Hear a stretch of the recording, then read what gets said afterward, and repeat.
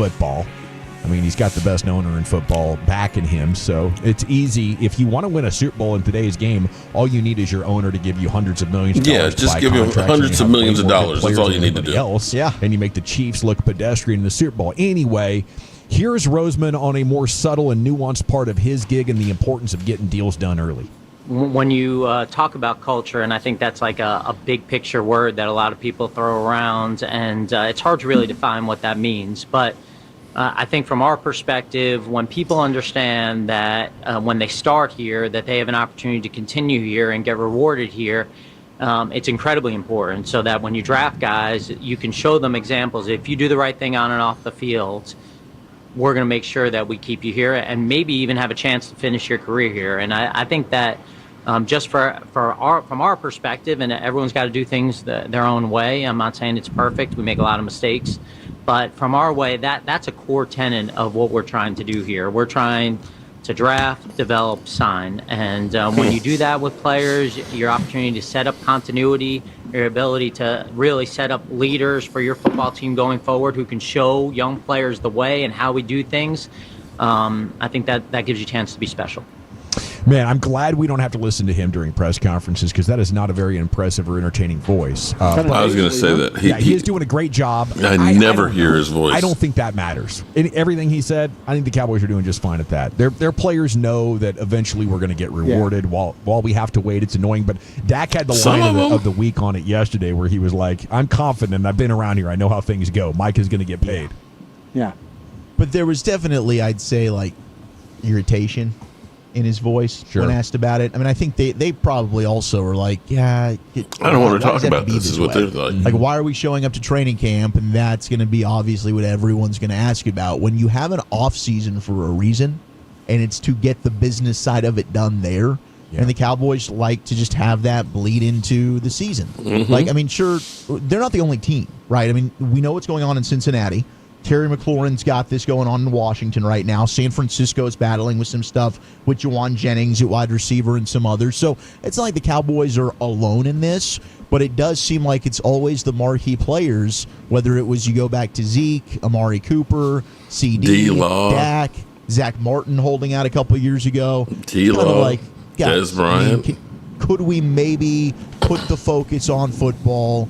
And would it behoove you to get this thing done sooner? Or, I mean, it's not even a case of sooner, just before we get to training camp. Or maybe the first day of training camp instead of the day of the season opener. Yeah, I guess, my issue would be, while the Bengals do it, they're trying to grind a guy down, right? And be like, no, we're not. The Steelers, they had TJ Watt threatening a holdout. They get him at $108 million guaranteed instead of $125 to Myles Garrett, right? I feel like the Cowboys drag these things out and then they cave and still give the most. Like, that's so my they main get nothing problem out of it. with it is if you're going to drag these things out, there better be like a salary cap advantage. But I just think like either they're too busy or they're enjoying watching the media talk about it repetitively, and that's the explanation for why. If you're going to make players sweat this thing out like this and really grind them down and make them feel like, wow, what's going on here? We're worthless. Then there should be a bigger contract win in it for you. Do you feel like that they maybe as a front office are struggling with giving the player the money? And I mean, not paying them, but I mean, they got the money to give. They got the money more. They got more money than the Bengals. They got more money than the Steelers when it comes to being able Welcome to the be able to give bonuses, cash flow and stuff. Yeah, cash flow. But do you think the thing that bogs the Cowboys down is not believing that the player is really worth that contract? Maybe trying to get everybody convinced. Maybe. Yeah, and that's the problem. And sorry, we'll check up. No, you're good. A Jared Sandler on you there. No, but I'm kind of in that mode of just thinking, like, I just wonder, and working in that organization for 14 years, I just wonder because we were so this is ridiculous. Hurry up and wait. Everything we did was hurry up and wait. Yeah, I think that everything is the little people to them, whether it's a .com department or the players. They just they don't have a lot of urgency about taking care of anything because they're living like.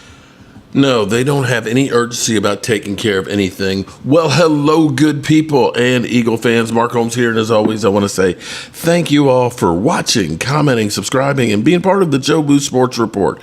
Without you guys, as well as you ladies, you know that this literally does not work.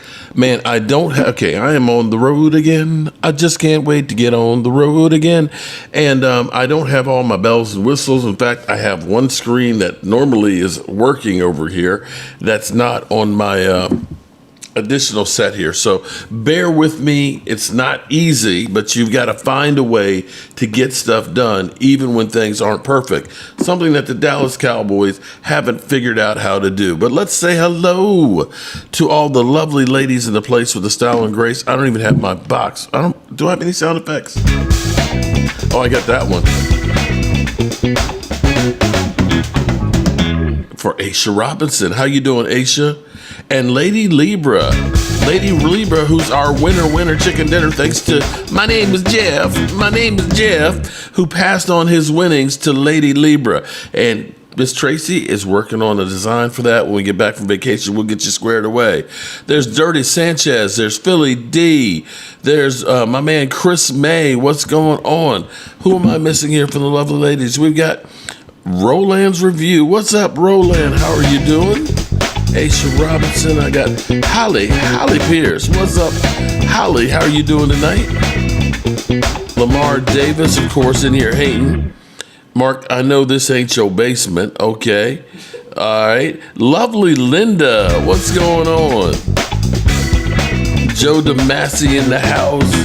And Alan Williams. What's going on, Alan Williams? How are you doing? Let's see. All right. Shout out to everybody that's in the house and everything else. We appreciate each and every one of you guys being here. As always, we're sitting here with drama for the Dallas Cowboys. As 105.3 The Fan put it, the Cowboys aren't the only one that's dealing with a contract holdout. And unlike all the contract holdouts that are going on, at least Micah Parsons is in the building. He is holding in. He's doing some of the individual workouts. He's just not doing the team stuff. And with the team getting the pads on Sunday, unless he gets a deal, he won't be hitting anybody. And I think it's a disgrace, but this is the way the Cowboys do business. If you think back to Jason Garrett, his last year of being here, they couldn't even fire him the right way. They literally had him come to work every single day, even when Mike McCarthy was in the building interviewing. My wife even said, that's foul. Yeah. I mean, that's just wrong. But here it is, the same thing with Mike McCarthy. Mike McCarthy, they're sitting there negotiating a contract with Mike McCarthy thinking he's coming back, while all of the hot coordinators are all getting hired by everybody else. I don't understand why the Dallas Cowboys wait to go ahead and make deals if they think that, we're them boys and the deals are just going to make themselves, or, we're just that good that everybody just wants to be part of us.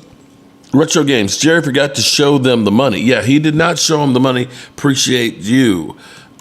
Chris May, who's in the number 2 spot, trying to wrestle away from Jeff Lee. My name is Jeff.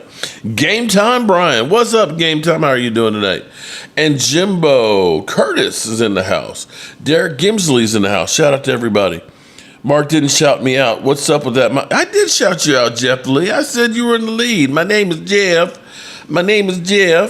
And Marcus Blackman, what's going on?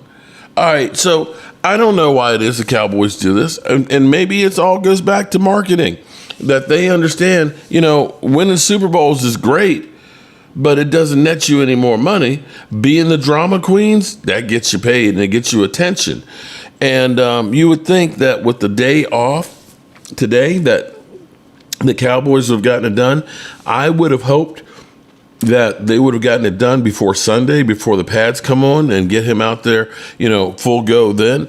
There's still time for that to happen. Maybe we had some discussion today.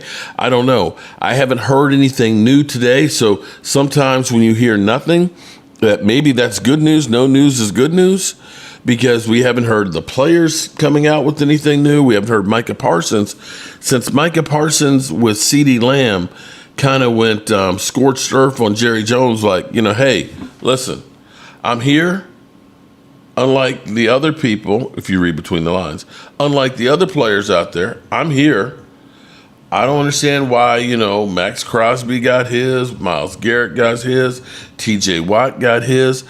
I'm surprised he didn't say how that weak ass Trevor Lawrence got a big bag of money and he's on the bust category. Mark, did you listen to Ozzy? He's a character you would love. Rest in peace, Ozzy. Oh, man, I tell you, what, Philly D, you know how old I am. I'm going to tell you how old I am. I remember when Crazy Train came out and I was in high school.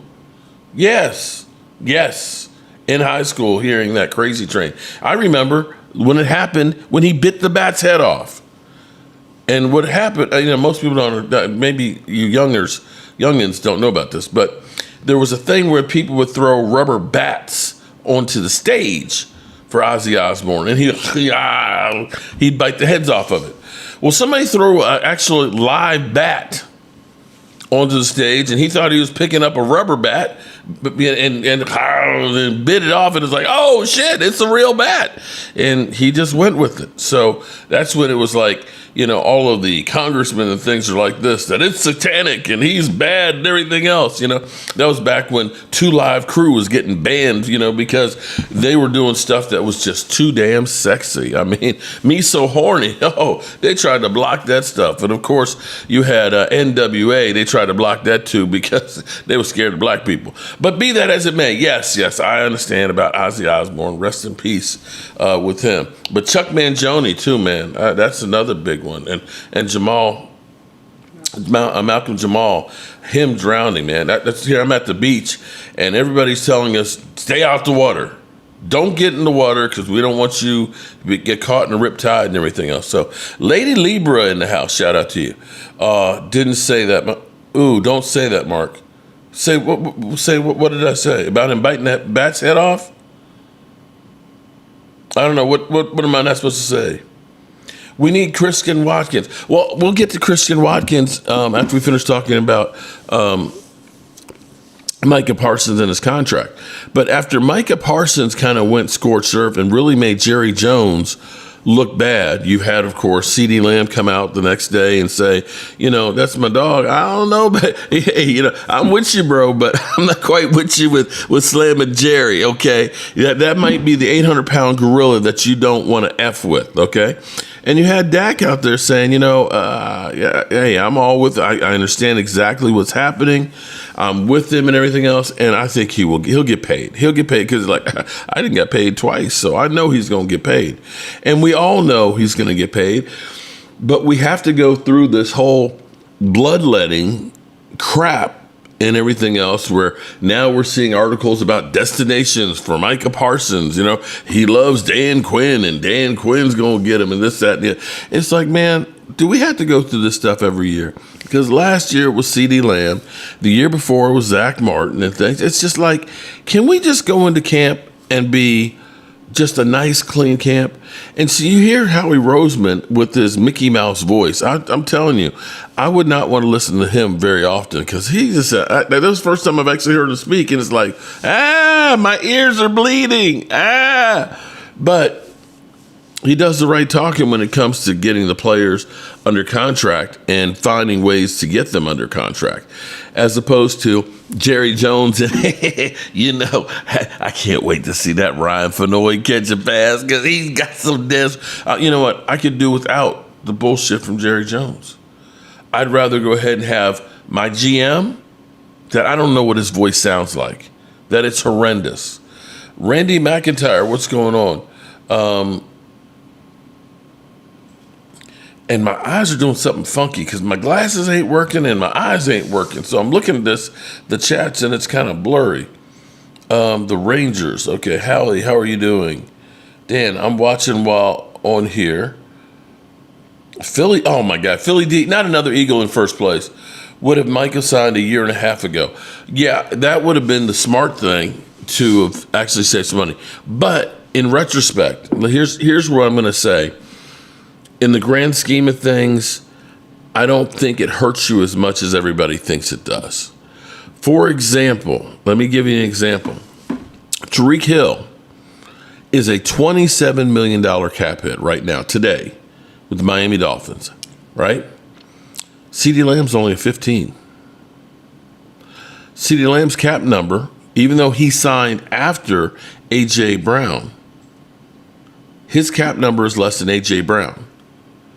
So, yes, it costs you more money, but in retrospect, it doesn't on the cap this year. And last year, his cap number was really low. We actually saved. So here's how you look at it. Last year, in the fifth-year option, his number was about $18 million. It ended up being about 9, I think it was the actual cap number. So his cap number last year was 9. This year, it's 15.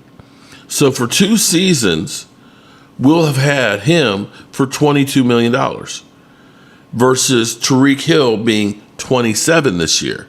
Does that math add up to you guys? $22 million is what CeeDee Lamb is costing. Now, again, next year his number balloons up, but you have the triggers that are there. Same thing with Dak, that you can get more money. And when they sign Micah Parsons, here's what'll happen. Whether it's $35 million that we could have gotten before, or 42 or 43, they'll end up saving $10 million this year that they can carry over, and they'll have the same triggers installed into his contract that they can use that to get some more money. And in grand scheme of things, when you look at it from this standpoint, is the Cowboys are trying to pay their bills now. Okay? They're not trying to look and say 4 years from now, we're going to have a big balloon payment like the Eagles. Okay? 4 years from now, the Cowboys have committed about $40 million. The Eagles have $294 million. Now, you can look at this and say, well, the Eagles, they went to one Super Bowl and they won another one with doing this. So you say, I'll be okay with saying I'm going to be a broke ass in 4 years. Right now, I'm going to be drunk in the club, getting tipsy and having a ball.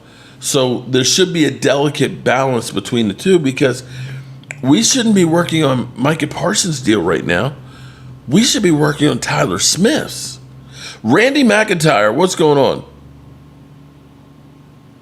Micah Parsons' contract will be mark the content until the end of August. Yeah, well, that's the great thing about being a Dallas Cowboys YouTuber, is Jerry Jones always keeps you in the loop with plenty to talk about. Plenty to talk about. All right, so back to our current Cowboys. We have so much energy and excitement. And here's where you have to look at a couple things. Okay, now we got the Commanders that everybody says the Commanders, oh man, they got so much talent, they're going to be a great team. The Commanders are the geriatric team.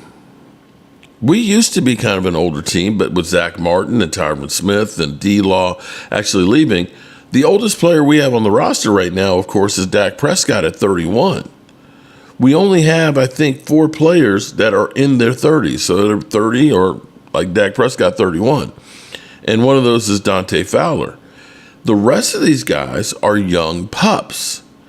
And when you see them out on the field, keep on losing weight, I'm looking good. Thank you, Curtis. I appreciate that, man.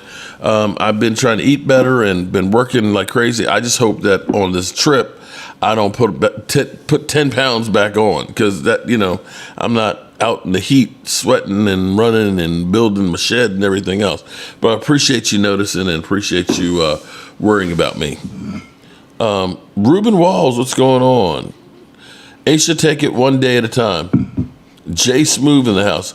The Eagles are at $294 million 29 because the NFL TV deal is due, and so Howie will renegotiate with all of our available roster. Yes, and well, that is a great point of contention there, Linda. That is a whole nother ball of wax when you see ESPN taking on or possibly getting NFL Network and the red zone attitude. I really have I'll be honest with you. I have a real problem with that. And here's my thoughts on it. First of all, The fact that they did not know that the clip that they were getting from Ferg's season was a clip from last year, that they literally said, oh, yeah, Dak to George Pickens. Bro, first of all, they hadn't even practiced yet. Second thing is, you can't practice in pads until this Sunday. If I know it's fake, how is it that you're the worldwide leader and don't know it? Randy McIntyre, Mark looking slim, keep it up, my friend. It might be actually because I'm on my different computer. This computer might be slimming. I don't know. It may be, and it may actually be because the hallway is narrow there, that it's elongating. You know, because that's how, when you take pictures at certain angles, it makes things look differently. So it may, look, I'm not any lighter than I was 2 days ago. Okay, so if y'all are just noticing it now, it must be something with the way the cameras or the lighting and things. But I appreciate it, though. I'm still a fat ass. Well, actually, my wife says I ain't got that much ass. I'm a fat belly. That's what I am. I'm a fat belly. Cowboys need another D tackle, and one just fell into their laps. Christian Watkins. Yes, there's Christian Watkins that's out there, but the question is he going to be healthy?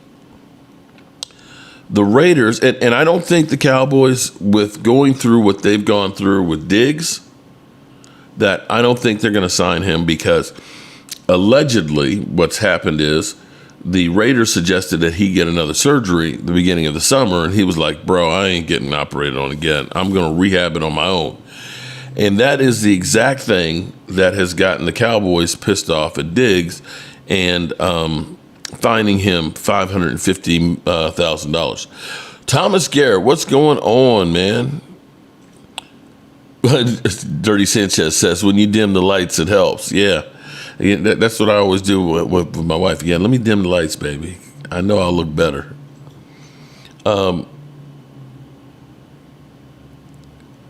Mark No Ass Holmes. Okay. He's not worth the trouble. Oh, that's the question with it. But I don't know that there was. Okay, so here's what I'm going to say on that one, Jimbo. Is a lot of people, I remember one of the ESPN shows or whatever, they were basically saying that when the Steelers were calling people, allegedly, calling people about a George Pickens trade, people were laughing. Ward family, what's going on, man? Every time I see the trains, I think of you, buddy. That allegedly when the Steelers were calling people about a possibility of trading George Pickens, that people were laughing and hanging up the phone. Now, we haven't played any games, I will give you. Okay? We haven't played any games, I will give you that much. But from what we've seen at camp, that guy looks really good. I'm not going to lie to you. That guy looks freaking insane. And if what we've seen the early parts of camp translates into the season, watch out, teams. This team is going to be loaded as far as wide receiver goes. So, saying that this person is a problem versus the reality can be two different things. And a guy of his skill, before his injury, he was the number one ranked defensive tackle. So, hey, Cowboys, their reclamation project. They end up taking your tired, your weak, your malcontents and stuff. I mean, they got Greg Hardy, although that one blew up in their face. It would not be necessarily a bad thing. The question is the foot healed that he's going to be able to play? And that's where the Raiders are kind of like, you know what, we're going to, with new coaches, new staff and all that, they're starting all over and they're just saying, you know what, you're not going to listen to what we've asked. We're going to make an example out of you and we're going to try and get our cash back. So we'll see what happens with Christian Wilkins, but that's definitely an area of need. The bigger question will be is how much is he going to be looking to get paid? That's going to be a bigger issue right there. And since Jerry Jones ain't into paying anybody anymore, that'll be another problem. Dak is Philly Eagles fan. Oh, Lordy, gotta love it. Dak is your biggest problem. I tell you, before I get on to today's players and stuff in training camp and how some of them are looking really, really good, especially Dak Prescott. Dak Prescott doing read option plays in practice. He does not look like a guy who had his hamstring ripped down to the bone, okay? He looks good. Here's something that's kind of funny. Dak throws one interception in practice, everybody goes off. Did you guys hear about J.J. McCarthy? Did y'all hear about J.J. McCarthy? J.J. McCarthy threw 6 interceptions in practice today. 6 interceptions, okay? Let me show you. And we're not talking about good interceptions. Let's take a peek here. Watch J.J. McCarthy here. This pick, that's not even, the receiver knew from the time he threw it that was literally a duck. Look at that. Quack. Quack. That was, is this the same guy that they've been saying, oh, the Cowboys aren't as good as Minnesota Vikings with J.J. McCarthy. He's a great quarterback. Do y'all remember when we used to have the Dak Prescott interceptions in practice narrative that was going on? Do y'all remember that? How come nobody is talking about J.J. McCarthy throwing 6 in one practice? 6. And it wasn't like, oh, I'm sorry, I digress. J.J. McCarthy might be a bust. Yeah, but people are, oh, Minnesota Vikings, they're going to be great. It isn't a damn problem. They can act like Dak plays defense. And Dak is, well, here's the thing. We'll give you an example. I was sitting here reading Twitter, and Twitter it's toxic. But somebody was going through, and they were busting on Dak Prescott because I've heard Philly 500 many times. Dak Prescott's had all this talent. In 2019, all those players. It's like, wait a minute. 2019, because he's talking about us being in the playoffs. I was like, 2019, we weren't in the playoffs. That was the year after Travis Frederick finally stopped playing. But somebody had posted, they had said that the Cowboys have had a Hall of Fame offensive line. Now, we've had Hall of Fame players that have been on the line, but a Hall of Fame offensive line, there's nobody that's taking the Dallas Cowboys offensive line after 2017 and saying, that's the Hall of Fame, that's the best offensive line in football.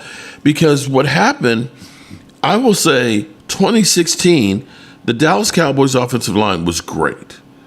You had Zach Martin, Travis Frederick, and Tyron Smith all playing great, all pro levels. I will give you that. And that season, Dak's rookie season, they made the playoffs, and he went toe for toe with Aaron Rodgers. And if our defense could have held Aaron Rodgers for 40 seconds, we win that game. Dak had 304 yards, 3 TDs. Zeke had 125. We did a great offensive performance in that game. We just fell short. But after that, you can't say that the Cowboys' offensive line was a Hall of Fame offensive line. The next years, when you started really having Tyron Smith falling apart, along with Zeke Elliott missing 6 games, you had the Claiborne game that the guy,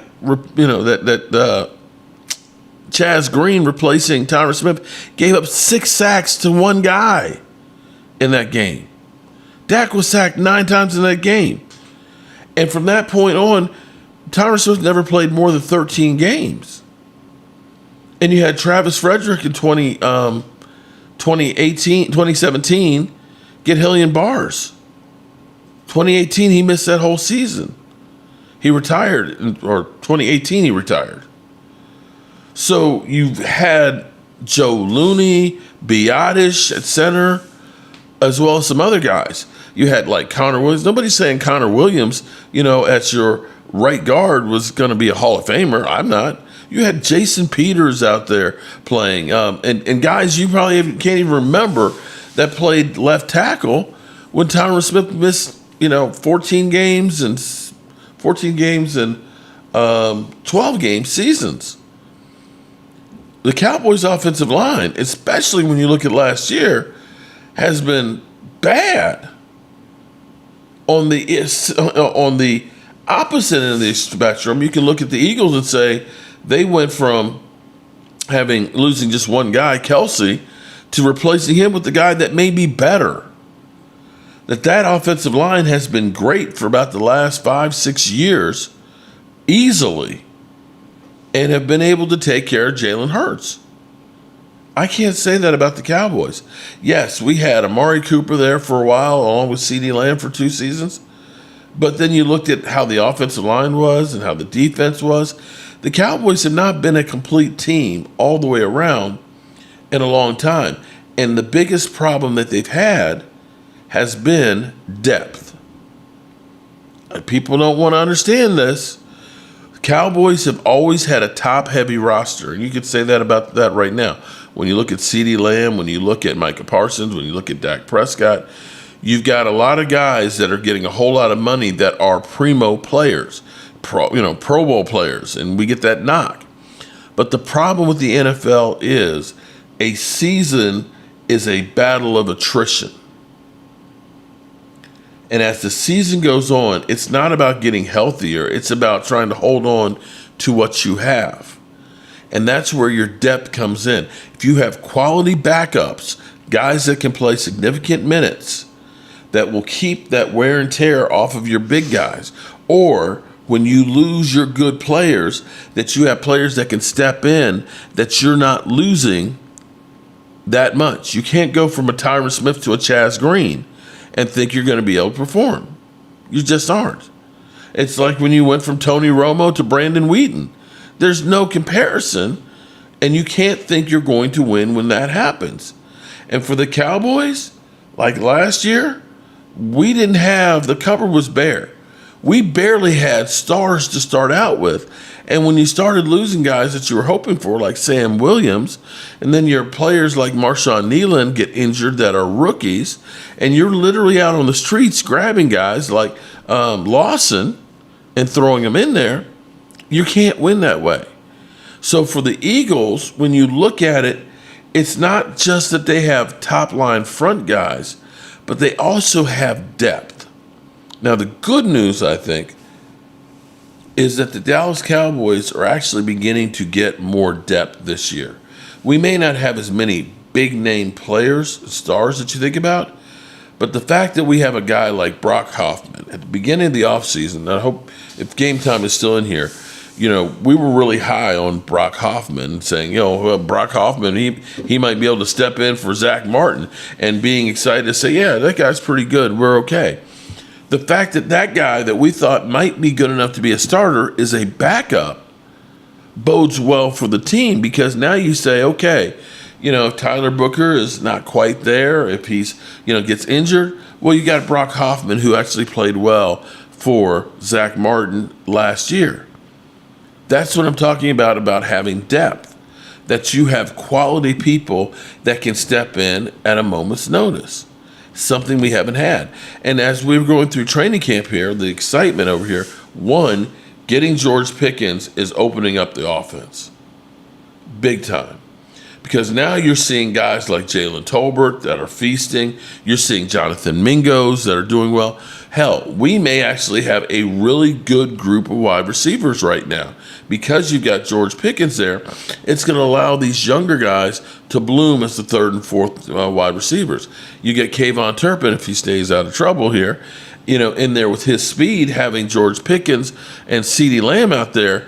You let him get the ball in open field with his speed, with those guys downfield, you're going to see big plays that are going to happen, big chunk plays.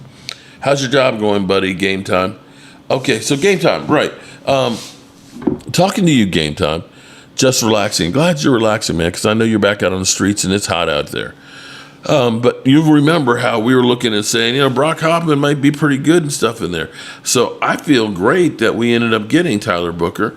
And what may end up being, as much crap as we've given Jerry and Stephen Jones, the move that might end up being the move that saves this team was to trade for George Pickens. And that is the truth, because that enabled us to get Tyler Booker. If Tyler Booker is good, thank getting George Pickens, because we probably would have drafted a wide receiver. We didn't have to use a major pick to do that, to bring in George Pickens, and now we've got our offensive line in better shape. And as we go through here and we start seeing these young guys, I'm amazed at how excited each of these players are. Brock is right, exactly. So game time, right. You got Brock Hoffman, who can play center, he can play guard as a backup, and we were thinking that guy was going to be in a starting role. That's what you want to have. Guys that are good enough to be starters, ready to be plugged in, and if they can play multiple positions, that's even better. Joe DeMasi, good, Matt. Hope you're doing good, buddy. The offensive line and the defensive line got overachieved this year. Curtis, you're 100% right. The questions will be I've got no doubt that we'll be able to rush the passer. No doubt whatsoever. My question will be will we be able to stop the run? It's a one-year rental. Who's to say for sure they're going to pay Pickens? I tell you what, if Pickens plays lights out and your offense is flourishing with them, then you got to sign him. There's no ifs, ands, or buts about that. If he comes out and plays gangbusters, let's say CeeDee Lamb has 1,300 yards, he's got 1,100 yards, and you're a top 5 offense with the running backs that you have, you're going to tell me that you're just going to let him go? No, you're not going to do that. You are not going to do that. You're not going to be that stupid. The guy's only 25 years old. He's in the prime of his life. And if you end up having those two guys doing well, you can't break that up. But just think about how different this team is from what we had hoped before. We were so desperate. We were looking to say, hey man, maybe we can get Cooper Kupp. Cooper Kupp has been an amazing receiver, but not the last 3 years. He has been more injured and things. And we would have been satisfied with getting Cooper Kupp. We've been excited as can be. Hell, we were excited about the idea of getting Amari Cooper back. Y'all, are y'all old enough to remember that? People were literally talking about, hey man, I want Amari Cooper back. They're talking about Amari Cooper like they were about Zeke. And how did that work out? So the fact that you got George Pickens and this energy, you see Brian Schottenheimer and the coaches that maybe this was the right thing that happened. I don't know if this was intentional or not, but Brian Schottenheimer and this coaching staff that he's put together have high energy, and it's translating to the players. I got to say, when I was there at training camp last year, man, it was more like I was going to a funeral. There wasn't this kind of excitement and action. That, trust me, there was not this energy that there is right now. These guys are young, they're strong, and they're chomping at the bit. Booker's going to be special. I hope he is. Randy, you're in the third spot right now. Philly D is enough. Come on, Randy. You got to get past Philly D. Can't be a turnover machine, bro. Shotty is for real. Game time, from Jump Street, when we got Schottenheimer, I looked at that and I was kind of like, okay, here's the reasons I kind of like this. Consistency for your quarterback. And then as you started looking at his coaching record and things, you started seeing that he's been in positions where he's had the number one rushing offense. He's been successful working with Russell Wilson with the Seattle Seahawks. He was successful with, Rex Ryan. Rex Ryan and things. So, working with crazy people, he's already done. So, and he was already familiar with Jerry Jones. And for the Cowboys, for the most part, the only time you can say that they haven't been looking out for the coach's interest is right now with Micah Parsons. The Cowboys didn't re-sign guys like Osa Odighizuwa for Mike McCarthy. They let him walk. The Cowboys didn't make moves for wide receivers like George Pickens. They just didn't. They just didn't. Shotty's playing no games. And Shotty, I actually love the things he's saying. You know, we're not looking for mottos and things. We're looking for intensity and getting better every single day. And I absolutely positively love hearing what he's putting out there.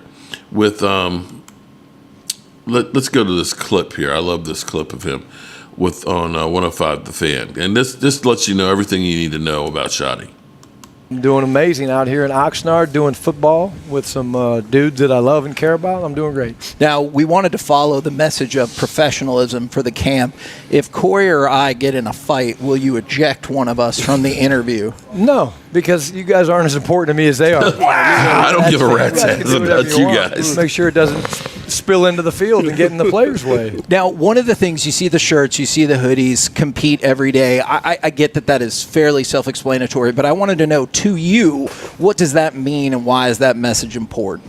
Just, it's taken one day at a time, and when you wake up in the morning, you literally be like, look, I want to have the best day I can have. I want to win today. And so do everything in your day to be the best version of yourself. I love this. That's being the best husband, the best father, the best Christian, the best pianist, whatever it is, best football player. And that goes into every meeting, every workout, every practice. And it's not easy to do, but I think it's easy to focus on, and our guys have bought into it. And we don't win every day, but the least you can do is try. And today we had a very competitive practice, and the guys are buying in, excited about it. And it's just one of those things, I think, that if you're not competing, man, I don't know why we're out here. And, is that level of speed and competition, is that how you can tell they've bought in? You said they've bought in. Like, when did you know that, or how could you tell? Well, I think it started in the off-season program. You know, you hear some of the things they're saying in the media. They're talking about the things that we talk about, the things that we're preaching, and we make them compete all the time in the meetings rooms. We do different things with them. We do fun games. We do silly games. We do things that, you know, we took them to do paintball and let them shoot the hell out of each other. And you know, and then when you watch these guys practice, I think what we do a good job of as a staff is we're very upfront and honest with them. And again, the first day wasn't very good. Yesterday was solid. Today was really good. It was great competition back and forth. We'd, you know, score a touchdown. They'd take it away a couple of times. We'd come right back with a big run. And that's what we're trying to get these guys to understand. Like, to me, in the National Football League, you don't win games in the first quarter. You don't win games in the second quarter, not in the third quarter. Where you win games is late, and you win games in the fourth quarter. So it takes that competitiveness to be able to sit in there and fight through a 75-play game on offense, defense, special teams, and find a way to win. Now, you said you don't want to be static with motion and all that. You were saying we don't want to be a static team, but how do you know when your team is the most physical team? Like, we can line up and beat you. We know. How do you know when that your team has that thing? Like that 14 Cowboys team, they do. We can run. We can just run on anybody. Try to stop us. Yeah, that's a great question. I think, to me, it's when the team you're playing either knows that you have to run the football and they can't stop you. Yeah, exactly. That's a great feeling. Or conversely, if you're playing a team on offense, it's a great running team, and you're literally just knocking the hell out of them and they're not pissing a drop. Yep. To me, that's when you're like, okay, we're really physical. And that's the mindset that we want to have. That's the mindset of what we want to build this thing on. After winning the turnover battle, it starts with owning the line of scrimmage, and that starts on both sides. It's not just the O-line, D-line. It's the tight ends. It's the linebackers. It's the safeties. But in my experience, when we've had our best teams, it started with a physical front and a physical football team. Yeah, I'll leave it right there. But physicality is definitely on their mind. And when you get these young guys that are excited like they are, watch out. I think that this team is going to be better than advertised. Some of the things you're beginning to see now is either it's the typical cycle that goes through where the Cowboys are first taught, you're told that the Cowboys stink and they're terrible. Listening to the guys like Philly D, the Cowboys suck and everything else, and Dak Prescott's a choker and everything, right? But they're not focusing in on guys like J.J. McCarthy out there throwing 6 interceptions. They're not talking about, your Trevor Lawrences who've done absolutely nothing in their career, even though they were the number 1 pick and were supposed to be a generational player, or a Justin Herbert who pisses down his leg when he gets into the playoffs. We only focus in on one guy and one team only in the National Football League. And so, I guess if you end up wanting to be that popular team, that you're going to have to, talk the talk and walk the walk, and that you're going to get a whole lot of shit because you are in the public eye. And as they say, if people don't hate you, you're not doing something right. Philly Eagles fan, Mark says the same shit every season, laugh out loud. Well, I guess every season I have hope. But I don't know. No, you know what? No, hell no. Philly Eagles fan, no. I know what I said last year. I said last year that the only hope the Cowboys had is that they literally had to thread a needle. They had to thread a needle because their window of opportunity was so small that they had to have everything go right. That they were going to need Mozzie Smith to come out and be Aaron Donald. They were going to end up needing our rookies to come out and be, to be Tyler Smith 2.0 for Tyler Guyton. And I said, we're going to need to stay healthy. None of those things happened. I did not have a lot of hope for last season. I thought we would have played better than what we did. But no, I did not say last year we were great. I did not say that the energy last year training camp. I know that I said that training camp last year was abysmal. And it's like, I don't know that I want to come anymore between the price tag of being there and the lack of participation from the fans and what you're actually getting from the product. That basically either you spent a whole lot of money or you weren't getting anywhere close to the action. So I know I did not say, oh man, everything's great here in Dallas. No, bro. No. Did not say that. Who's the one that picked up Deuce and made him look like a toddler? I missed that one. The best part of us winning is rubbing it in the Cowboys' faces. Okay, Brock Purdy. Well, we'll see how that goes. It's a new season, and, people were picking, my Minnesota and saying, oh, my Minnesota's a great team. Right now you got Justin Jefferson with a sore hamstring and J.J. McCarthy being an interception machine. Who's to say that Minnesota's going to be a great team this year, that maybe they got lightning in a bottle last year with Sam Darnold? Philly D, easy to do when you, 10-plus turnovers in the game, in the playoffs, laughed out loud. Even facts. Excuses for 10 years of your quarterback. Well, here's the thing that's kind of interesting about saying 10 years of your quarterback. Over the last 10 years, there ain't been a whole lot of quarterbacks that have won the Super Bowl. There's a lot of quarterbacks out there who have not. And there are very few out there that have teams that are like the Eagles. I'm just saying. I don't think if you took Jalen Hurts and put him on Jacksonville that they're winning a Super Bowl. I know Jalen Hurts wouldn't be winning a Super Bowl last year on the Dallas Cowboys. Prove me wrong.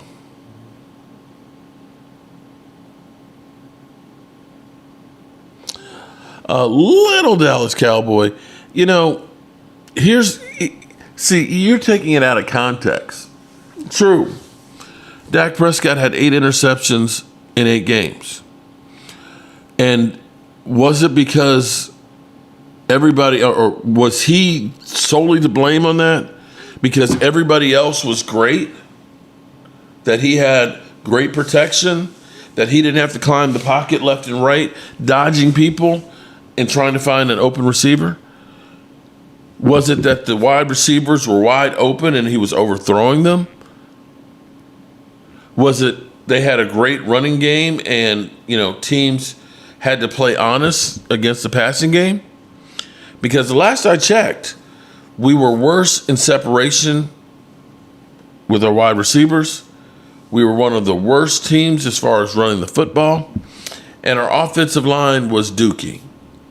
So if your whole takeaway, little Dallas Cowboy, is Dak sucked, and you not acknowledge that everything else around him also sucked on that offense, that there wasn't pre-snap motions, that we had Tyler Guyton, leader in the NFL in penalties, even though he didn't start all the games, and could not block anybody inside, that Zeke Elliott had less than 200 yards.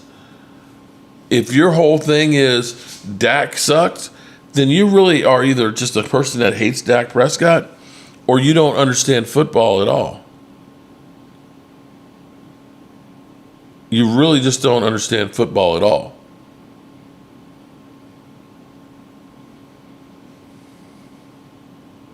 Yeah, see, you got some mental issues there, bro.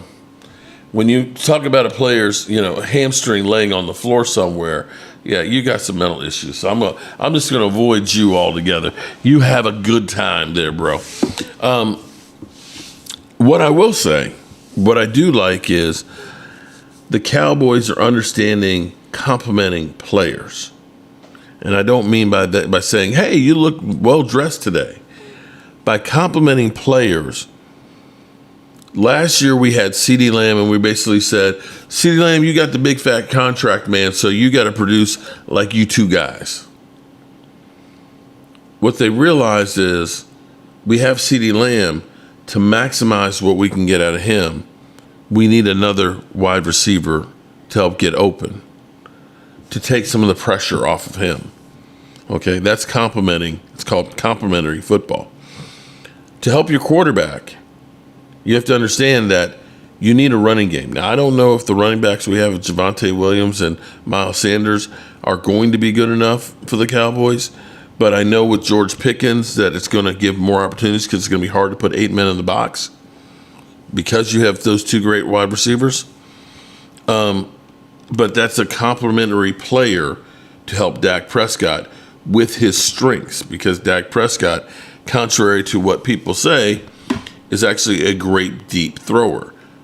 And Pickens is a great deep wide receiver. And that's going to enable you to use CeeDee Lamb a lot in the slot because CeeDee Lamb is great in traffic. And that will also translate into the younger guys, your Jake Ferguson's being able to clear across the middle and open up your running game. Now, getting right now, Donovan EZ might be the biggest steal in the draft. The fact that that guy fell to the second round and what we've seen thus far. And I caution people to get too excited about what you see early in training camp. We saw George Pickens with the one-handed catching the ball in the nose. But I remember Dennis Houston in the corner of the end zone making a one-handed grab, and everybody swore, "Oh my God, we got Odell Beckham Jr." And he didn't make the roster. Or he did, but he didn't last for very long. So understand, in training camp, you're doing certain drills that depending on the drill, you might end up getting interceptions because you're working on a defensive drill. You may get great plays where, one-on-one, where you've got a wide receiver going deep against a cornerback where typically you'd be getting help. So a lot of things are inferred from training camp that won't be actually game scenarios because you're working on different drills. And everybody gets excited and so forth. I saw somebody was like, "Oh, Mozzie Smith, he sucks," and everything else, because they were doing like a running drill where basically you're just supposed to let the guy push you around. Okay, we're working on our skills. We don't have pads on. We don't want you to fight or anything like that. But the average person, like little Dallas Cowboy, that doesn't understand football, doesn't understand that you're doing a drill and you're trying to stay out of harm's way while you're doing this drill. You want to get work in, and we're not actually going live, especially without pads.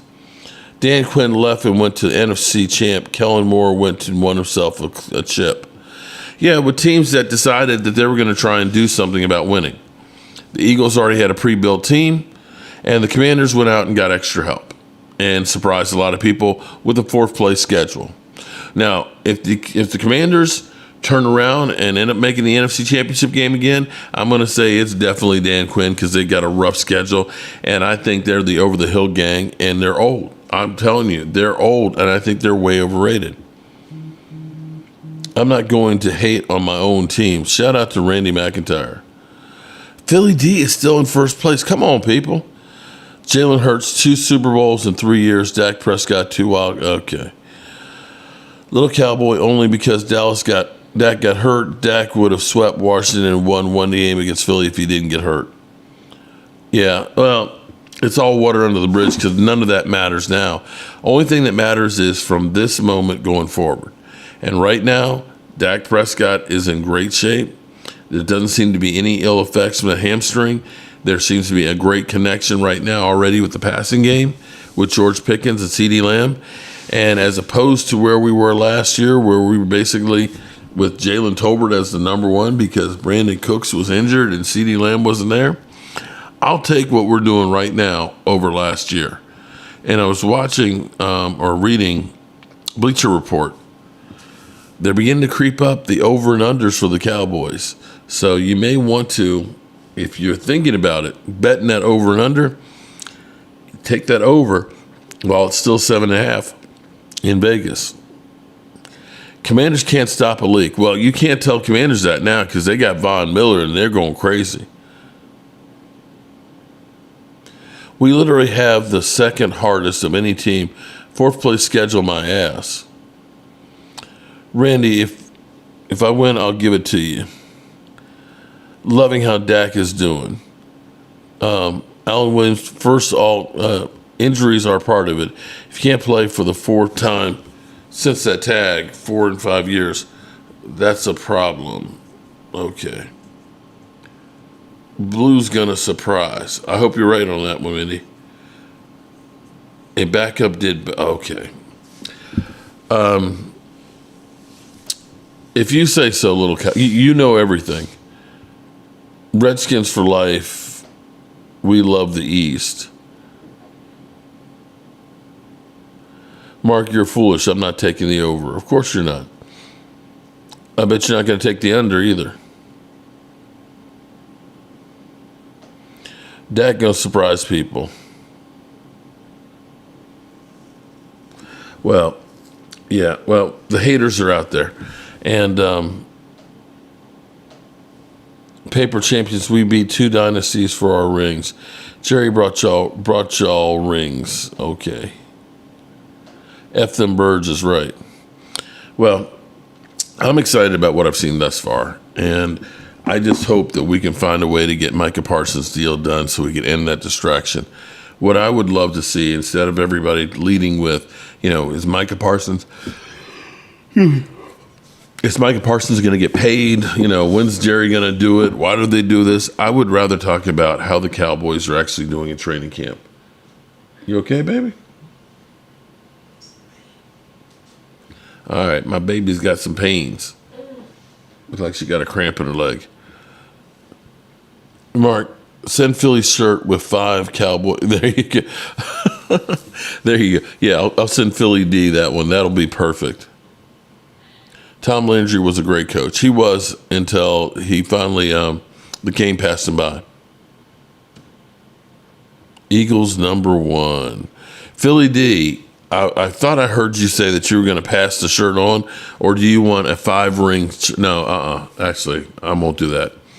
It seems like every time I troll the Eagles, they end up winning. So I'm not trolling the Eagles. Bird gang all day. All right, so what do you got? How do you guys feeling about what you've seen thus far from training camp? Are you excited? Have the Cowboys won you back? I'm feeling good about them. Holly Pierce says, hello, Tracy. And said, give her a hug for you. Can I give her a kiss too? Can I give a hug and kiss? And can I pat her on the butt too? Huh? And she's like, oh my God, my husband. Let the haters hate. Give it to Randy. Okay, so Randy looks like the Manster. I think I'll get Miss Tracy to do one that looks like with Randy White on it. So that way we can compare the two of you guys. Shout out to Philly D, who's giving his winnings away. I can't believe Jeff Lee didn't win. My name is Jeff. And Chris May's in second place. Well, damn, Jeff. What's going on? You okay, buddy? Holly, hey, Trey. Holly said, go for it. It's probably to say, get some. Sounds great to me. Okay, so we need a Randy White one for Randy McIntyre. Randy, email me, cowboysmark94@gmail, with your address and your size, and we'll get working on that one for you. And Lady Libra, I think we're looking at Dak with the finger up for you. Alrighty, good people, as always, I appreciate everybody being here. Tomorrow, the team is back on the field for practice. Sunday, the pads go on, so the excitement really will get going. And let's knock on wood and pray that nobody gets hurt. Terrence Steele has a high ankle sprain, but per Jane Slater, she says they're not concerned about that it's very, very minor. In the meantime, we have to worry about the biggest injury we have, which is Jerry Jones eating squirrels. I've eaten a lot of raccoon. Yes. The answer is yes. And I've eaten it at hunting. I've actually had it served by my mom at the table away from hunting. And I have eaten raccoon. And yes, it's not uncommon at all. I'll tell you something that is one of my favorites is squirrel. And it's wonderful, and my mother could do a great job of it. And we all had our favorite pieces, and my dad and sister, I have one sibling, a sister, and they would fight over, not fight, but my mom and I, they were just, my sister and I as far as siblings, my mom and I wouldn't even ask for the brain in a squirrel. Oh, man. And delicious, seriously. My dad loves cow brain.